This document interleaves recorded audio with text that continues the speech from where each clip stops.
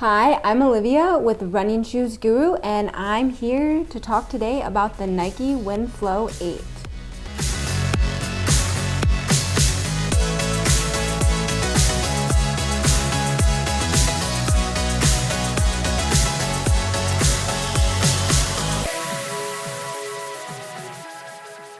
This is a budget-friendly shoe that doesn't offer a lot of versatility, but for the price, it is a solid choice.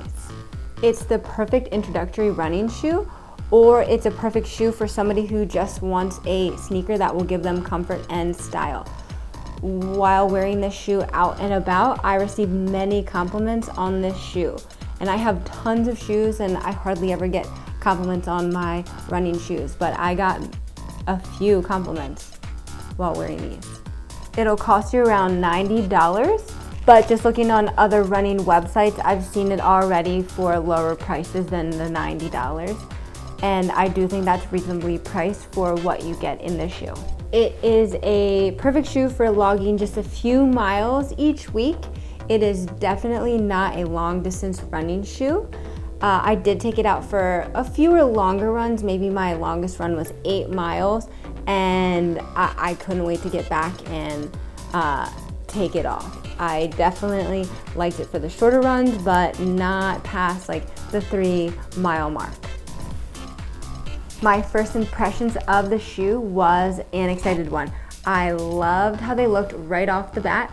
The color I got was called Beetroot, Black Ashen Slate, and Dark Pony. And if you look at the midsole of the shoe, I don't know if you can see it, but it's almost like a marbly gray color, and it just complements the upper really, really nicely. The first thing that stuck out to me was the heel structure. It uses a Pegasus-like pointed heel structure, and I think that is what gives it an edgy, modern look to them. Putting them on for the first time felt a little bit stiff and tight around the toe box area, but once I wore them a few times, I broke them in and I've had no issues with that feeling. There is no wide option in this version. I'm pretty sure there was in the Winflo 7, but not in this version. So if that is something that you're worried about, I would recommend sizing up a half a size. My first run in them was an easy 5-miler. There wasn't anything that stood out to me in them, nothing spectacular. They did get me from point A to point B. The sole unit sports the Nike Zoom Air foam, and it is called Cushion foam. You will notice it's soft and decently responsive.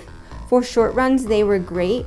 When I tried them for longer runs, it felt at times I was working harder and they lacked energy return. They have a rubber sole that did amazing on various surfaces and weather. The upper of the shoe is one of my favorite areas of the shoe. It is made out of a double translucent mesh material. The top layer of the upper is a thinner translucent one, while the bottom half is the same mesh as the Winflo 7. You will notice that overall it is extremely breathable. But one area that I didn't like, so when I wore them for a while and would work up a sweat, right in the inside of the Nike sign here would gather some condensation. So nothing with how it works or functions, but it would just kind of like bother me when I would look down and just see the condensation sitting in the Nike sign there. Around the midfoot on either side are fly wire cables, and this is to just keep your foot tight and offers a flexible fit. The laces are also held in place by these cables, and as you can see, the heel counter is pretty built up, and I had no issues with my heel slipping in and out at all.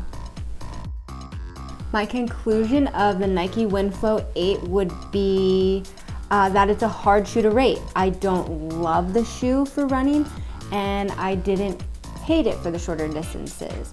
I would recommend getting this shoe for a daily trainer, preferably for where you'll be doing maybe quick little runs in between certain exercises. I wouldn't just buy this shoe to go out just for running. I would buy this shoe though just to wear with my athleisure wear. I love how this looks for that. But for the purpose of running, not so much. Thanks for watching my review. If you enjoyed it, please hit like and subscribe. If you'd like to read my full review of the Nike Winflo 8, please check it out at runningshoesguru.com.